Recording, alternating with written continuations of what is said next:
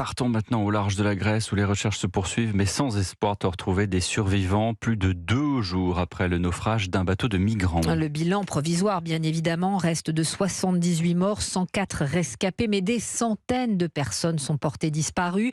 Wilfried De Villers est l'envoyé spécial d'Europe 1 à Kalamata, le port du Péloponnèse, où les rescapés ont été accueillis et où les familles viennent aux nouvelles. Très tiré, mine fatiguée, depuis 2 jours, des dizaines de personnes attendent, inquiètes. Assis à l'ombre d'un arbre, Mahmoud tente de rassurer son ami Selim.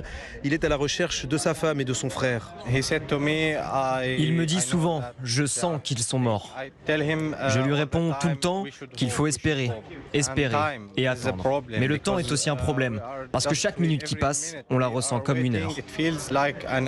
Ils sont tous les deux d'origine syrienne, réfugiés en Allemagne. Comme eux, Ali a sauté dans un avion depuis Londres dès qu'il a appris la nouvelle. Ses cousins étaient sur le bateau qui a sombré en pleine mer. Ce matin, on nous a dit qu'une quinzaine de Pakistanais ont été secourus mercredi. Alors on espère que les membres de notre famille et nos proches qui viennent de la même région soient parmi les rescapés. Il dénonce le manque de communication des autorités grecques. Si les opérations de secours se poursuivent toujours, il faut informer les familles. Mais on ne sait rien sur les dépouilles qui ont été retrouvées, ni sur l'avancée de l'identification des corps. On ne sait absolument rien, c'est très frustrant. Un peu plus loin dans la file, un jeune homme égrène les noms des survivants égyptiens pour fondre en larmes quand il réalise que le nom de son frère n'y apparaît pas.